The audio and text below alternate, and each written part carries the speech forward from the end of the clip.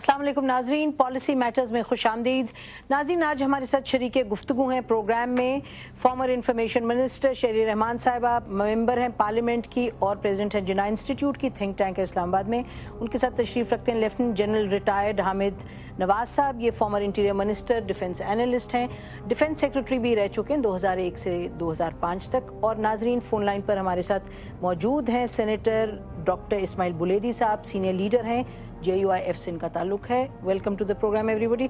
नाज़रीन, आज हम बात करेंगे पाकिस्तान अमेरिका के ताल्लुकात और उस ज़मन में जो अफगानिस्तान की सूरत हाल है इस वक्त। बज़ाहिर अगर आप मीडिया को देखें और बातें सुने तो लगता है जैसे कोई क्राइसिस है, लेकिन कुछ लोग कहते हैं क्राइसिस नहीं है, मुश्किल वक्त है, शायद आगे बढ़ेंगे और जो मसाइल हैं वो हल हो जाएंगे। शेरी साहब, मसाइल हल होंगे या मसाइल की लिस्ट बढ़ती जाएगी? अब पिछले रेमंड डेविस के बाद से लगता है कि क्राइसिस का शिकार है ये रिलेशन। क्राइसिस तो मुझे नहीं पता, लेकिन डेफिनेटली कशीदगी का तो कुछ शिकार रही है। और उम्मीद तो ये हमें रखनी चाहिए कि मसाइल कम हो, क्योंकि पाकिस्तान इस वक्त बड़े खुद मुश्किल वक्त में है खित्ते में।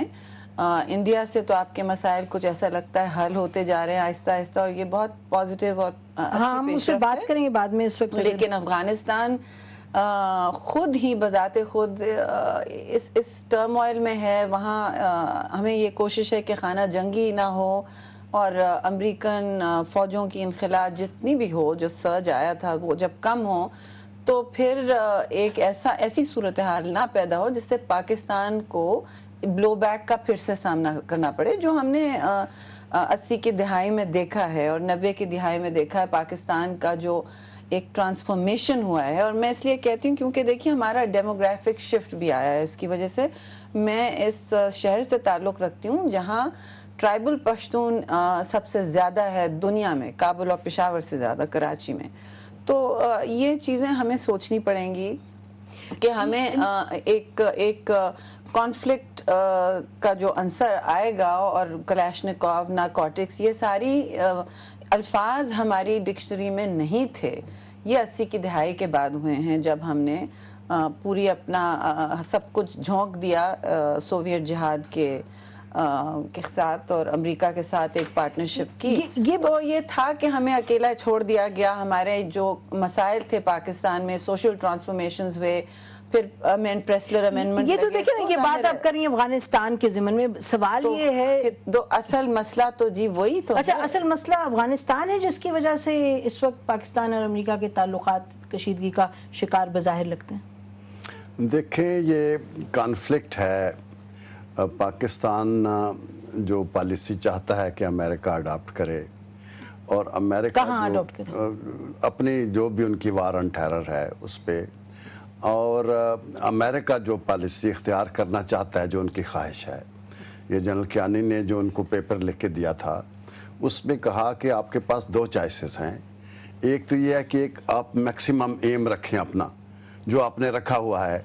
मैक्सिमम एम ये है कि जी जो तालिबान जिनसे उनकी लड़ाई हो रही है उनको दबा के रखा जाए, और जब उनकी गर्दन पे इनका पाँव आ जाए तो फिर उनसे बातचीत अपनी टर्म्स पे की जाए, और फिर जो अफगान आर्मी है उसको रीऑर्गेनाइज करके। तो एक ये वाहिद सुपर पावर है जो लड़ाई हार के भी नहीं। एक सेकंड इजाजत दें। ये देखिए, ये तो आप जो लिखत पढ़ा तो उन्होंने दिया पेपर, वो अपनी जगह, लेकिन 11 साल से 10 साल से आपका एक उनके साथ ऑपरेशनल लेवल पर, किसी हद तक स्ट्रेटेजिक लेवल पर एक रिश्ता ताल्लुक है टेररिज्म के वॉर पर। तो यानी कि अब एक क्राइसिस पैदा अगर हो रही है, लग रहा है, आप ऐसे कह रहे हैं कि जैसे उन्होंने एक पेपर लिख के दिया और वो उनको समझा तो नहीं आप, यूर इन दैट रिलेशनशिप?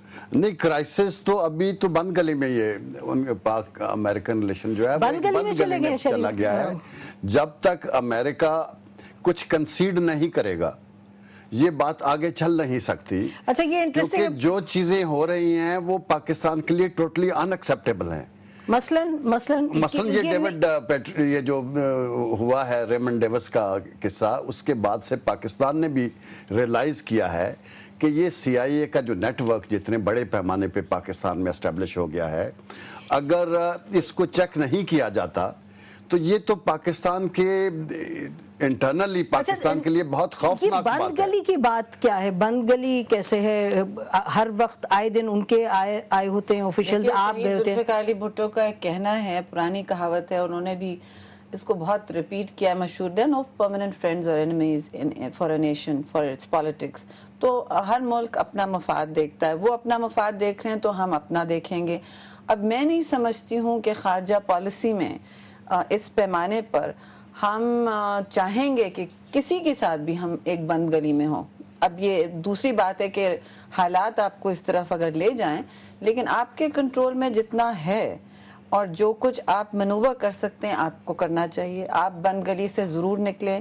آپ کے ہاتھ میں دیکھیے, ایک تو آپ اپنے ملک میں ظاہر آبجیکشن کرتے ہیں جب آپ دیکھتے ہیں کہ کسی اور کے ملک کی سیکیورٹی ایجنسی کے آپریٹیوز سر عام اس طرح گھومتے ہیں. اور مجھے تو یاد ہے جب مسز کلنٹن پہلی دفعہ آئی تھیں تو پارلیمنٹیرین سے جب ملاقات ہوئی تھی, میں باہر پارلیمنٹیرین تھی, ان سے میں نے کہا, اس وقت کیری لوگر کا بھوت سب پر سوار تھا.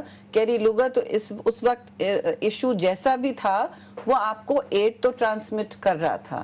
مسئلہ اس وقت مجھے بھی یہ نظر آ رہا تھا کہ امریکن فٹ پرنٹ جو ہے فوجی اور drone strikes and in terms of the CIA operatives in Pakistan. اور صرف CIA کی بات میں نہیں کر رہی, میں ان کے پرائیویٹ سیکیورٹی, ان کے نجی سیکیورٹی اہلکاروں کی بات کر رہی ہوں جو آپ کو عام کھلے عام نظر آتے ہیں. بلیدی صاحب آپ کو میں اس گفتگو میں کم کرنے پڑیں گے. اچھا بلیدی صاحب آپ یہ بتائیے, آپ نے سنا جو شہری صاحبہ کہہ رہی ہیں, لیکن یہ جو سب چیزیں ہوئی ہیں اور جنرل صاحب نے بھی اس کی طرف اشارہ کیا ہے, یہ کوئی خود تو نہیں ہوئی, یہ پاکستان نے, پاکستان کی جو ملٹری اس وقت حکومت تھی اور بعد میں جو ابھی بھی حکومت ہے, جو ملٹری اسٹیبلشمنٹ ہے, انہوں نے اجازت دی ہے تو یہ ہوا ہے.